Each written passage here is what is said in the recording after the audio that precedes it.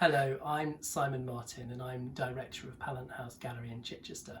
And whilst the gallery is closed, I thought I would talk to you from my living room in Brighton about one of the exhibits in the Barnett Freedman exhibition, which is currently at the gallery, although of course you can't see it.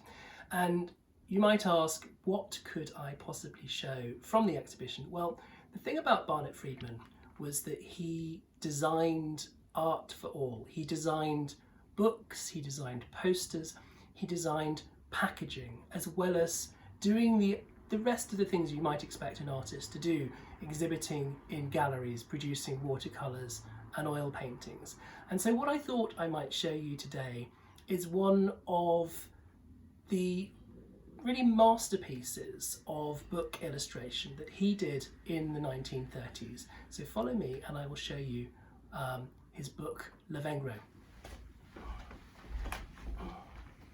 Now, before you even open the book, there is something quite special about this. And in fact, I'm going to show you the pattern papers.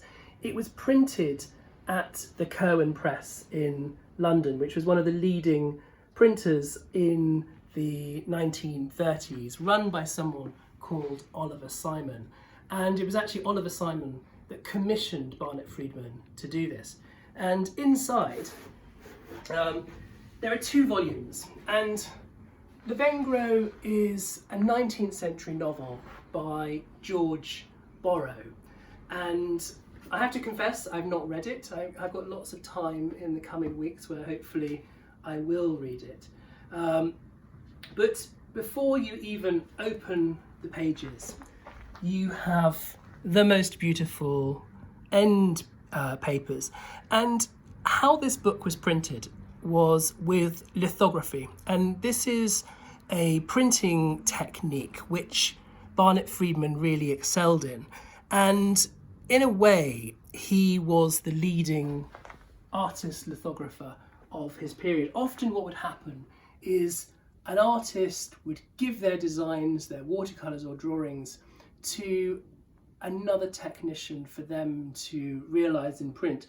Barnett Freedman worked directly on lithography stones himself, and to get this kind of effect he would use a lithographic crayon, and actually if you look closely you can see these extraordinary techniques and the different textures that were possible with lithography. And in fact at both ends of the book you have this wonderful effect of his draftsmanship and also his typography, because actually Barnett Freedman studied originally he worked for a monumental mason, and so he was learning about typography from early on before he was able to get a scholarship to the Royal College of Art in London, where he was taught by Paul Nash.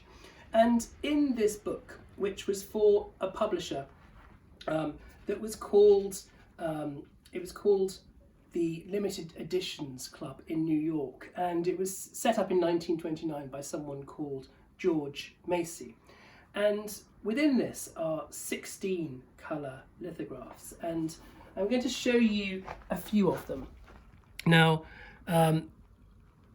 Barnett Freedman's skill as a draftsman and lithographer is really evident in the way that he captures the personality of the characters in the book.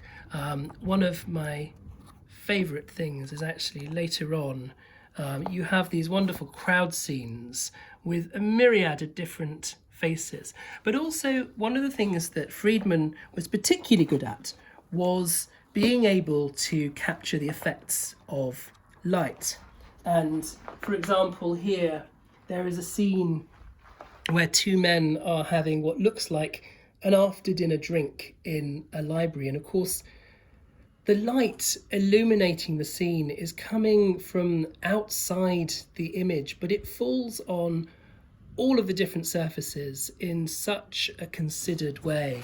And later on there is this wonderful scene of what appears to be one of the gypsy families of the book's title, because the subtitle is The Scholar, the Gypsy, the Priest. And again, the light falls on their different faces in really quite extraordinary ways. Now, I wanted to read one of the things that was said about Barnett Freedman as a book illustrator. They said that the unrivaled potentialities of lithography in book publishing were not recognised until Barnett Freedman's work. And I think this book really is an example of that. Barnett Freedman often said that book illustration is not just about pictures stuck in a book. It's about capturing the essence of the characters, but also giving the reader the sense and the space to have their own images in their mind. And also within this book are a whole series of line drawings, if I can find some of them, which are really very beautiful. This is a kind of still life with a notelet, the life of Joseph Sell, at the bottom left. But one of the other things about this book is at the back of the edition is the fact that this is a limited edition. It's signed by Barnett Freedman. I actually was able to find this on the internet, and I think this says a lot about Barnett Freedman's reach, because this in a way is rather appropriate for a museum at home talk, because this is something we can find in bookshops, we can find online. I bought this on eBay, and it shows how his work reached into ordinary homes and the lives of everyday people. And the great thing about lithography is that every single one of the prints is an original. The other final thing in this book is the ex libris, and a little note on that. And I don't know who Ralph E. James was, but an ex libris, or a book plate, which is pasted into the front of a book to show ownership.